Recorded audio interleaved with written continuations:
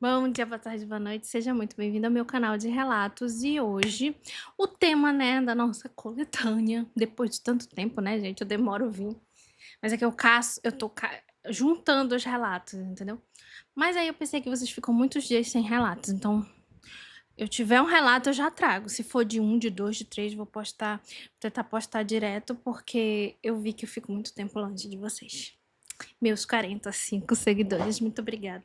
Tá, gente, eu amo quando vocês me seguem, juro. Então, bora lá. Eu achei que não ia dar nenhum, mas já somos 45. Muito obrigada. De novo. Fica chato, né? Precisa ficar falando muito obrigada. Então, sem mais enrolação, que eu sei que vocês não curtem muito, então a gente vai começar com relatos de hospitais. E esses relatos, né, no final eu vou contar um meu, tá? Então, bora lá. Primeiro relato, né? Chega de enrolação. Vamos começar, que eu adoro a temática hospital, acho que ela é sempre muito bem-vinda. Então, vamos lá. Oi, meu nome é Jane. Pode falar o meu nome, porque existe muitas igual a eu por aí. Eu tô olhando pra cá porque tá aqui embaixo o relato, tá, gente? Trabalho em um hospital há 5 anos e nunca tinha visto nada sobrenatural. Pode-se considerar a Jane uma guerreira, né? Porque gente que mal entra já vê. Mas até o dia que eu vou contar agora. O hospital onde eu trabalho foi há muitos anos um sanatório. Depois deixou de funcionar o sanatório e acabou se tornando um hospital comum. Muitas pessoas dizem que coisas estranhas acontecem por lá. Mas eu sempre considerei alguém de corpo fechado e nunca tinha presenciado nada. Até aquele fatídico dia em que eu precisei dar um plantão na pediatria. Só para contextualizar todos vocês, a ala pediátrica fica próxima dos antigos quartos onde ficavam as pessoas do sanatório, né? E segundo histórias antigas, eram realizados alguns tipos de experimentos naqueles pacientes. Naquele dia, fui cobrir uma colega que estava com a filha doente. Eu já tinha feito tudo o que era necessário, né? Conferindo todos os pacientes. Sou enfermeira, então tudo estava sob controle. Não havia nenhuma intercorrência e o plantão seguia tranquilo. Foi então que um grito, mais um grito, estourou pelos nossos ouvidos. No primeiro momento, eu achei que fosse coisa da minha cabeça e aí tentei ignorar. Pouco tempo depois, vi algumas técnicas de enfermagem vindo correndo em direção à nossa ilha de trabalho, onde ficam os medicamentos e prontuários, né?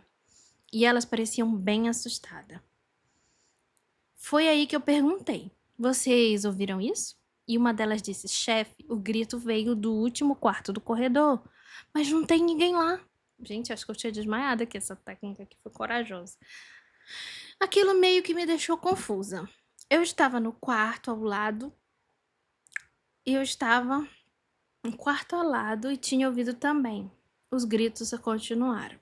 Então chamei a equipe de segurança. Um dos seguranças que trabalhava ali muito mais tempo que eu, deu uma risada. Ah, vocês caíram nessa história, né? Eu que não vou lá. Oxe, e quem que vai, né? Mas como sempre, ele foi brincalhão. Acabou que indo conosco mesmo. Quando chegamos ao corredor, ele viu que o nosso nervosismo crescia e tentou nos tranquilizar. Calma, gente, isso é impressão. Alguém contou alguma história e vocês ficaram impressionadas e já estão, tipo, assustadas. Vou ficar aqui um tempo com vocês e vocês vão ver que não vai acontecer nada. Só que dessa vez, mal ele terminou de falar desculpa, o grito voltou. Só que dessa vez não era apenas um grito, era uma voz desesperada que falava: me liberta, pelo amor de Deus, me tira daqui. A voz era tão alta e tão angustiante que começou a acordar os outros pacientes, né, da ala. Logo, acompanhantes começaram a sair de seus quartos e se reunir na ilha para tentar entender o que estava acontecendo. Tentamos inventar explicações, dizendo que era algum procedimento médico mais invasivo, mas nem nós conseguíamos acreditar no que estávamos falando. Foi então que tudo aconteceu, algo que eu nunca vou esquecer. Um vento fortíssimo surgiu do corredor e invadiu a ilha que nós estávamos. Nesse momento, prontuários, papéis, livros e cadernos, tudo começou a voar. Gente, literalmente tudo. E o mais estranho é que aquele corredor não tinha janelas. Não havia uma explicação lógica para aquele vento. Entramos em pânico. Corremos pelo corredor, mas parecia que aquele vento nos seguia. E era um vento frio. Os papéis continuavam girando, girando ao nosso redor. E ninguém conseguiu entender o que estava acontecendo. Eu e segurança descemos o mais rápido para a recepção. Foi então que lá encontramos um médico muito mais antigo que eu no hospital. Aqui vou chamá-lo de Dr. Ângelo. Ao nos ver assustado, ele apenas sorriu. Nos entreolhamos sem entender.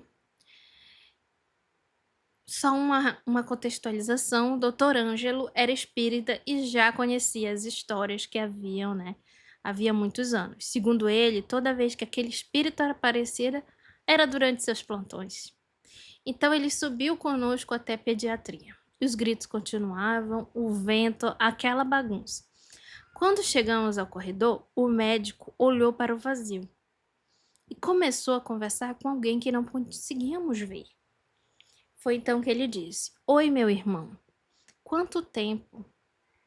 Fique calmo. Você está assustando todo mundo. Não precisa disso. O que está acontecendo?" E aí, parecia que ele estava falando com uma pessoa normal. Aos poucos, a atmosfera mudou, os gritos ficaram fracos e a energia pesada do lugar pareceu desaparecer. Então, o médico e todos nós começamos a juntar as folhas espalhadas no chão. E ele disse: "Este é o nosso paciente do além. Vou chamá-lo de João." Segundo ele, João havia sido internado no antigo sanatório, onde sofreu abusos durante os experimentos por médicos da época. Ele morreu durante um desses procedimentos. Segundo o Dr. Ângelo, por algum motivo a sua alma continua presa naquele momento de dor. Então, todas as vezes que ele aparecia, revivia seus últimos instantes de vida. Por isso ele gritava, por isso ele implorava por ajuda. Então, Dr. Ângelo nos ensinou algo que sempre fazia quando aquilo acontecia. Quando ouvirem os gritos, digam a ele para olhar para a luz, digam que está tudo bem. Caso contrário, ele vai continuar revivendo o sofrimento a noite inteira. Todos nós começamos a chorar, emocionados. Algumas pessoas choravam, outras até tremiam.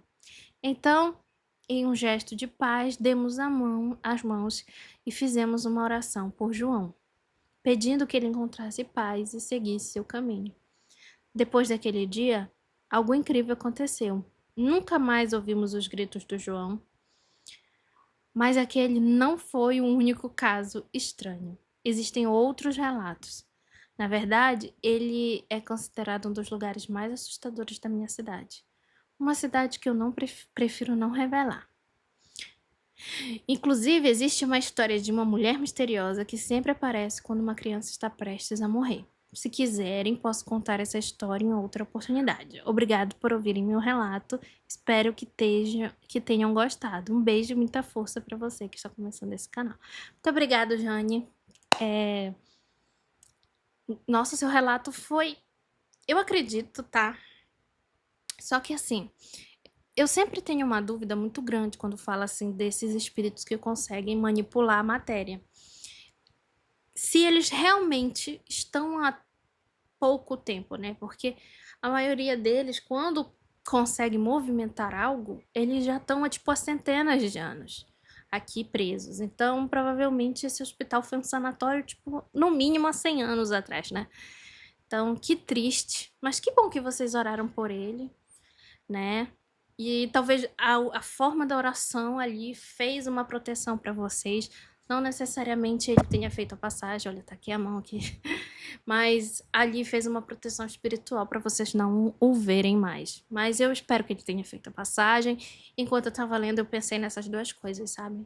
Ele podia realmente ter feito a passagem, ou poderia ter acontecido exatamente isso, né? Meus animais. Ele realmente foi uma proteção ali que vocês receberam do além para que não vissem mais ele. seja como for, a gente deseja que ele tenha feito a passagem, né? Então, esse foi o relato. Nossa, eu acho assim, eu já vi muita coisa, né? Já fiquei internada e eu sempre sabia quando alguém ia morrer lá, gente. Morria sempre muita gente, né, no meu corredor. E esses gritos, assim, aleatórios sempre aparecem no meio da madrugada. Dificilmente eu dormia, na verdade, quando eu tava internada. Porque eu sentia a energia à noite ficar mais poderosa, sabe? Mas é isso. Vamos para o próximo relato, que se chama A Mulher Sem Pés. Oi, me chamo Breno e hoje vim contar um relato que aconteceu na clínica onde eu trabalhava. Moro no interior há cerca de 3 anos e naquele dia eu iria assumir o plantão às 2 horas da manhã. Eu havia conversado com outro enfermeiro que eu estava antes de mim e avisei que chegaria um pouco mais tarde. Ele concordou, então saí da minha casa por volta de 1h30. Desde o momento que eu entrei no carro, eu tinha uma sensação de que algo estranho estava para acontecer. Peraí, gente, que a minha cachorra tá batendo. Tá. Então vamos lá. Eu vou começar de novo, tá? Eu vou cortar esse início. Relatos de hospital, relato 2, a mulher sem pés. Oi, me chamo Breno e hoje vim contar um relato que aconteceu na clínica onde eu trabalhava. Moro no interior há cerca de 3 anos e naquele dia eu iria assumir um plantão por volta das 2 da manhã. Eu já havia conversado com o enfermeiro que estava antes de mim e avisei que chegaria sim um pouquinho mais tarde. Nós já tínhamos conversado, né? Ele concordou, então saí de casa lá por volta de 1h30. Desde o momento que entrei no carro, eu tive a sensação estranha de que algo estava prestes a acontecer. Mas aí eu tentei ignorar, né, gente? O famoso de eu não sei, eu não vi. Quem trabalha em plantão sabe que às vezes a mente prega peças e não adianta ficar alimentando esse tipo de sensações, né? Quando eu cheguei ali na clínica, notei algo muito estranho. Todos os funcionários estavam do lado de fora. Mas, gente, aquilo não fazia o menor sentido. Sempre havia alguém circulando, né, pelos corredores ou atendendo pacientes. Estacionei o carro e finalmente perguntei: gente, o que está acontecendo? Todos estavam pálidos.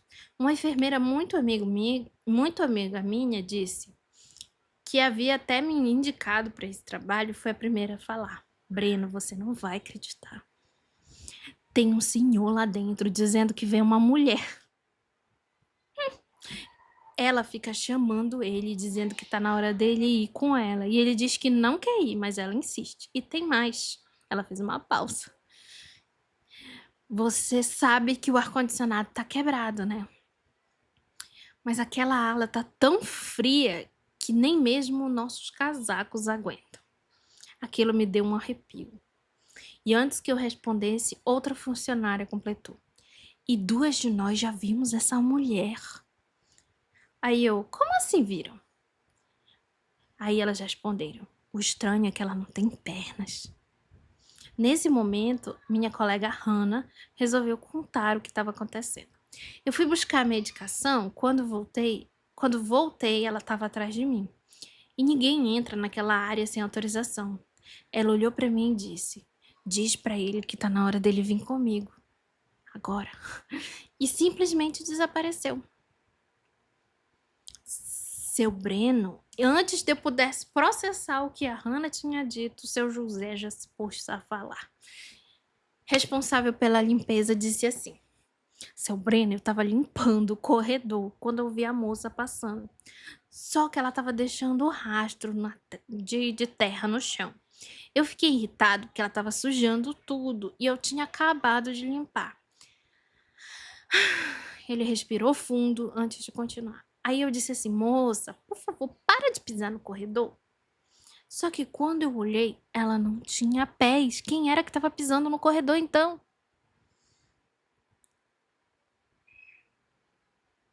O homem começou a tremer ao lembrar, quer dizer, o seu Zé. Eu pensei que fosse uma pessoa normal, mas quando eu vi a Codela, o jeito que ela saiu correndo, larguei tudo e fui embora dali. E apesar do medo, nós precisávamos voltar para dentro. Haviam pacientes aguardando o atendimento. Aí foi então que eu perguntei: e os pacientes também viram essa mulher? Antes que alguém respondesse, ouvimos uma gritaria vindo da clínica. Corremos imediatamente. Quando chegamos, encontramos uma adolescente completamente alterada. Ela apontava para o senhor que estava sentado em uma maca e, com a voz que não parecia dela, gritava: "Ele tem que vir comigo." O homem respondia: "Eu não vou." Desculpa, porque parece engraçado essa cena. Eu não era um especialista em questões espirituais, mas eu sempre fui espiritualista. Então, eu estudo muito sobre Umbanda, Candomblé e até outras crenças. Respirei fundo, fiz uma oração e me aproximei. O que está acontecendo aqui? A garota apontou para o senhor e disse: "Ele tem que vir comigo." Eu olhei para ela e perguntei: "Quem é você?" A voz respondeu: "Diga a ele que tem que vir comigo ou vai se arrepender." Então eu virei para o senhor: "Qual é o seu nome?" Aí ele disse: "Carlos." "E quem é essa mulher?" Aí ele respondeu: "É a minha primeira esposa."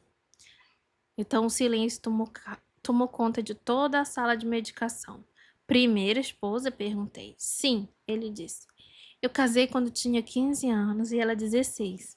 Mas ela já morreu há muitos anos e agora quer me levar." "Como se chamava sua esposa?" perguntei. "Maria." Olhei novamente para a jovem e disse: "Dona Maria, por favor, essa menina não tem nada a ver com a história. O que a senhora quer?" Ela respondeu: "Ele precisa vir comigo." Perguntei ao senhor Carlos: "Para onde ela quer te levar?" Aí ele começou a chorar: "Pro mato, pro lugar onde ela morreu afogada." E ali o silêncio ficou, né? Eu nunca encontrei o corpo dela. E desde então ela aparece para mim de vez em quando. Então voltei a falar com a entidade: "O que a senhora quer mostrar para ele?" Aí ela respondeu: "É que chegou a hora dele morrer, moço, e ele não aceita." Meu coração já estava a mil ali. Ela continuou: "Ele precisa vir pro meu lado. A outra vai ficar bem." Depois descobrimos que ela estava se referindo à esposa atual de Carlos. Dona Maria então disse: Eu disse, né, para ela: "Por favor, deixe a menina em paz. Eu vou conversar com ele." Naquele instante, a adolescente caiu no chão. Segundo depois, abriu os olhos sem entender o que estava acontecendo. A situação até parecia controlada e que tinha acabado. Todo mundo voltou aos seus afazeres e a clínica voltou, né, ao normal. Mas apenas por um tempo. Cerca de meia hora, o senhor Carlos começou a passar muito mal. Muito mal mesmo. A equipe inteira correu para atendê-lo. Fizemos tudo o que estava no nosso alcance. Mas em menos de 40 minutos ele veio a óbito. Rapidinho, tá, gente? Passando aqui. O silêncio tomou conta de toda a unidade. Mais tarde, a esposa atual, Dona Jurema, chegou. Enquanto chorava, contou que algo que me marcou profundamente. Segundo ela, naquela semana, Carlos vinha dizendo que via a primeira esposa em todos os lugares. Ela aparecia em sonhos, ela aparecia nos corredores, dizia a ele que tinha chegado a hora. Até hoje eu não sei explicar o que aconteceu naquela madrugada. Talvez tenha sido algo espiritual, talvez tenha sido apenas uma coincidência. Mas uma coisa eu sei: todas as pessoas que estavam naquela UPA e viveram algo que jamais esquecerão. E o que mais estranha tudo é que entre os pacientes internados, a única pessoa que morreu foi o senhor Carlos. Vocês acreditam que alguém vem buscar a gente quando chega a nossa hora? Eu ainda penso nisso até hoje. E esse foi meu relato. Espero que tenham gostado. Um abraço especial para enfermeiros, técnicos, médicos e profissionais que trabalham nos plantões da madrugada. Eu escuto os relatos desse canal durante as noites de trabalho. Adoro cada escutória. Muito obrigada por ouvir e boa noite, bom plantão a todos. Gente do céu. Eu vou beber uma água. Eu não sei nem o que dizer. Acho que eu pirava. No grupo lá, eu era a moça possuída. Mas, gente, que loucura. Eu tô chocada que esse foi um relato muito pesado, né? tem nem o que dizer. Eu acredito sim que quando a gente morre, parentes que a gente nem lembra deles aqui em terra voltam, né, para buscar a gente. Isso é confortante, né? Pessoas que já fizeram a passagem vêm para dizer pra gente que tá tudo bem a gente fazer a passagem. E eu acho isso muito, muito bom, né? Eu acho isso confortante, né? Pensar que, tipo, um pai, uma mãe, alguém que você tem um carinho imenso vem te buscar. Geralmente é quem você tem uma conexão muito, muito intensa. Eu acho muito legal pensar isso. Então, provavelmente ela já tinha chamado ele não quis ir, aí ela ficou brava, né? Enfim. Então, vamos para o próximo relato, que se chama Eu Salvei a Minha Tia antes dela, antes mesmo de nascer. Oi, me chamo Lorena, pode falar meu nome. E o relato que vou contar agora aconteceu muitos anos antes do meu nascimento. Para ser precisa, 3 anos. Pode parecer estranho, mas a história é um dos motivos que até hoje me faz acreditar profundamente na doutrina espírita. Antes de começar, preciso explicar uma coisa. Tudo o que aconteceu aqui, quando eu ainda não havia... Tudo que acontece aqui no relato, aconteceu quando eu ainda não havia encarnado. E por mais incrível que pareça, eu me lembro de alguma dessas experiências espirituais. Olha que legal. Nossa, gente, que bacana. Não sei se é bom ou ruim, né? Se for uma coisa ruim, é pelo, gente, de cachorro. Então vamos lá. Não sei dizer exatamente em que ano aconteceu, porque obviamente eu ainda não tinha nascido. Naquela época, minha tia ficou gravemente doente. Ela contraiu uma enfermidade que nenhum médico conseguia identificar. Nenhum remédio fazia efeito, nenhum antibiótico parecia funcionar. Foram dias difíceis. Ela ficou internada por cerca de 1 mês e 15 dias. E seu estado só piorava. 1 mês e 15 dias, 45, né? Os médicos estavam perdidos. Foi então que a minha mãe começou a insistir para que realizasse ainda mais exames. Depois de muita pressão, o médico responsável decidiu coletar uma amostra de sangue e enviá-la para o Instituto Butantan, em São Paulo. Foi nesse momento em que, segundo as lembranças espirituais, aconteceu a minha primeira visita a ela. Eu já sabia que um dia eu ia reencarnar naquela família. Também sabia que aquela mulher seria minha tia. Lembro de descer até ela acompanhada com uma equipe espiritual que trabalhava na área da saúde. Nosso objetivo era auxiliar o tratamento e inspirar os profissionais que estavam cuidando dela.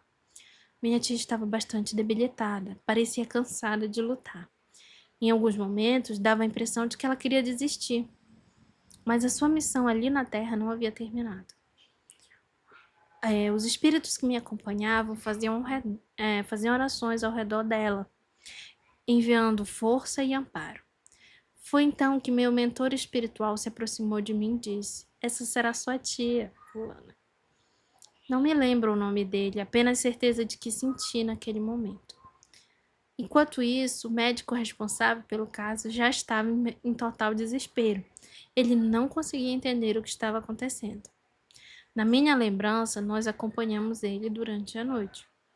Sabíamos que se nada fosse feito, talvez minha tia não resistisse. Então algo interessante ocorreu. Inspirando ele espiritualmente, o médico se lembrou de um texto que havia lido durante a faculdade. E lá apresentava essa doença rara mencionada em um material que ele já havia esquecido. Naquele instante, ele teve aquele insight ou estalo. Segundo a forma como eu compreendo a experiência hoje. Esse estalo teria sido uma inspiração dos espíritos que vos auxiliava. Nossa, ela escreve tão bonito. Imediatamente ele entrou em contato com aquele colega de São Paulo. Após ouvir os sintomas, o colega pediu a amostra de sangue. Antes que o resultado final ficasse pronto, ele sugeriu uma medicação específica, acreditando ser esse tipo de doença responsável pelo quadro. O remédio foi enviado para a cidade onde a minha tia estava internada e chegou em poucos dias. Enquanto isso, continuávamos acompanhando espiritualmente a situação. Minha tia ainda estava muito fraca e por diversas vezes parecia querer partir, mas continuamos as orações em torno dela. Dias depois, os primeiros sinais de melhora começaram a surgir. O, o medicamento havia fazido efeito. Em menos de 2 semanas, a sua recuperação já era evidente. Pouco tempo depois, ela recebeu alta e voltou para casa. A vida então seguiu-se normalmente. Anos mais tarde, minha mãe me contou toda essa história. Quando terminou, eu disse: Eu me lembro, eu estava lá. Ela deu risada. Como assim? Você nem tinha nascido? Isso aconteceu anos antes? Mas aí eu tinha a sensação sincera de conhecer aqueles detalhes daqueles acontecimentos. Muito tempo depois, durante uma reunião em um centro espírita, uma entidade espiritual teria me procurado para conversar. Segundo a minha interpretação daquela experiência, ele teria dito que eu teria participado daquele trabalho realizado em favor da minha tia. Foi ali que as lembranças começaram a voltar e passaram a fazer total sentido para mim.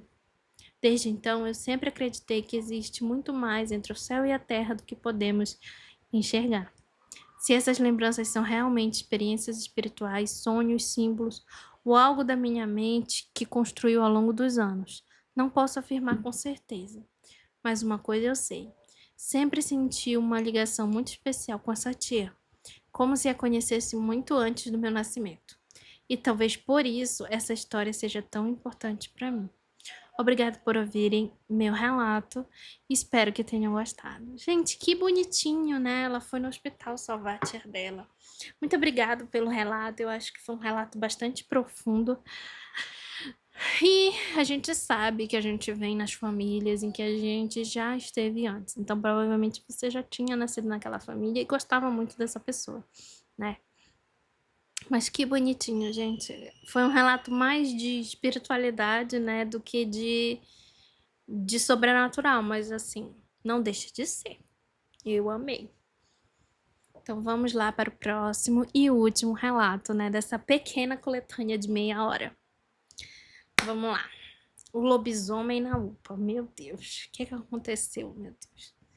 Me chamo Fulano e essa história aconteceu no interior do Ceará. Até hoje não consigo explicar o que vivi naquela época. Na cidade onde eu trabalhava existe apenas uma pequena UPA. E eu havia acabado de me formar em medicina. Recebi uma proposta para trabalhar lá. Como eu já tinha familiares na região, resolvi me mudar. Já fazia cerca de 5 meses que eu trabalhava na unidade. Eu já havia conhecido pacientes, moradores e até tinha criado vínculos de amizades com o enfermeiro e outros funcionários. Tudo seguia normalmente naquela noite. Era um plantão aparentemente tranquilo quando ouvimos barulhos muito fortes no telhado da UPA, né? Todos assustados corremos, né? A primeira ideia foi que algum animal tivesse subido ali, um gato, não sei, né? Mas os sons ainda continuaram. Pareciam passos pesados correndo sobre a estrutura. Então fomos obrigados a sair para verificar. Foi aí que vimos aquela criatura. Até hoje, quando as pessoas falam em lobisomem, imaginam algo como dos filmes, né? Uma criatura enorme, musculosa, parecida a um lobo. Mas aquilo era diferente. Parecia um cachorro, extremamente magro e deformado. O corpo tinha falhas no pelo, os olhos eram vermelhos e as patas pareciam meio tortas. O jeito que ele se movia era completamente antinatural. A criatura emitia sons estranhos, uma mistura de rosnado com urro. Quando nos viu, correu em nossa direção. Foi um dos momentos mais assustadores da minha vida na medicina. Por sorte, a entrada da UPA tinha um portão de ferro. Conseguimos fechá-la segundos antes da criatura chegar. Ela bateu contra o portão com tanta força que eu achei que ela fosse capaz de arrancar. Durante a madrugada, aquele ser permaneceu do lado de fora. Arranhava grades, rosnava, corria de um lado para o outro e ninguém teve coragem de sair ou entrar. Em um determinado momento, uma das funcionárias falou: ofereçam sal para ele. Sem saber o que fazer, pegamos um punhado de sal e dissemos: amanhã você vem buscar. E o mais estranho é que logo depois disso, os barulhos se acalmaram. e logo amanheceu. E aí a criatura finalmente tinha desaparecido. Mas os sinais de sua passagem continuavam lá. O portão estava cheio de arranhões. O chão parecia ter sido escavado por garras.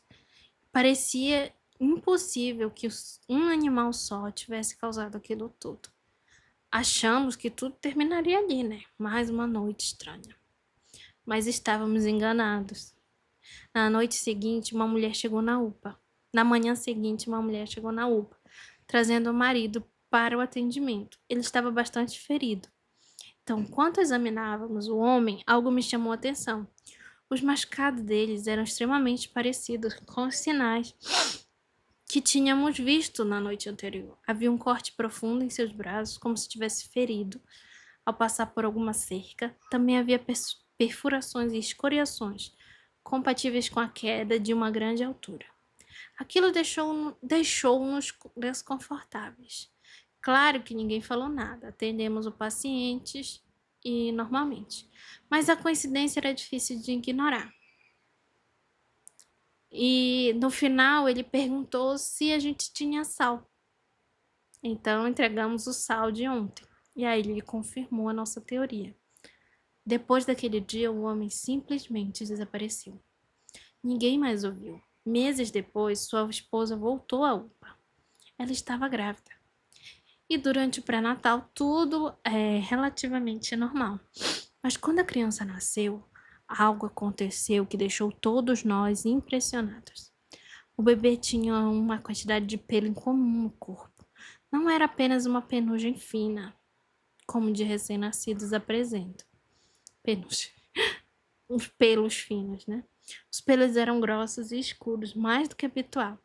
A equipe inteira comentou o caso. Alguns acreditavam que fosse alguma condição genética, outros lembraram imediatamente do homem.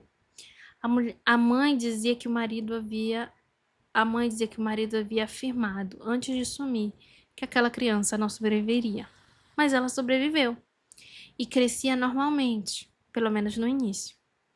Mas o acontecimento estranho veio depois. Segundo relatos da mãe, logo depois que ela deixou o hospital, o homem apareceu em sua casa. Ela afirmou que ele entrou no quarto, pegou a criança e disse que ia levar para um lugar melhor. O detalhe é que o bebê ainda estava vivo, muito vivo. De acordo com ela, o homem insistia que precisava levá-lo. Depois daquela noite, tanto o bebê quanto a criança desapareceram. Algumas pessoas disseram que a mulher fugiu da cidade. Outros afirmam que o marido realmente voltou e buscou os dois. Nunca soubemos a verdade. O fato é que ninguém voltou a vê-los. Até hoje, quando eu lembro dessa história, nem sei mais o que pensar. Talvez tudo tenha sido apenas uma sequência de coincidências. Talvez existisse uma explicação racional para cada acontecimento. Ou talvez exista coisas nesse mundo que ainda não conseguimos compreender. Foi a única vez em minha vida inteirinha que ouvi uma história envolvendo um suposto lobisomem. Vivi, né? Uma história envolvendo um suposto lobisomem. E, sinceramente, depois daquela noite, nunca mais consegui olhar certas lendas da mesma forma. Obrigado por ouvir o meu relato. Uau! Gente, sinceramente, eu acredito. Apesar de ter morado a vida inteira na cidade, eu acredito muito dessas lendas, sinceramente, porque essas lendas, elas são parte. Uma lenda sempre nasce de uma história. Se alguém criou ou falou essa história a primeira vez, é porque ele observou alguma coisa. Real, né? E aí criou ou escreveu sobre. Então eu acredito muito mesmo que pode ser possível e seja possível a criação ou a existência desses seres. Como diz aí, eu não duvido de mais nada que esse mundo tá do avesso, como diz o pessoal do interior. Mas esses foram os relatos de hoje. Espero que tenham gostado. Eu adorei estar aqui. Desculpa a demora, tá? Que eu fico colhendo os relatos. Mas foi isso. Um beijo e até a próxima quinta. Se Deus quiser. Até a próxima.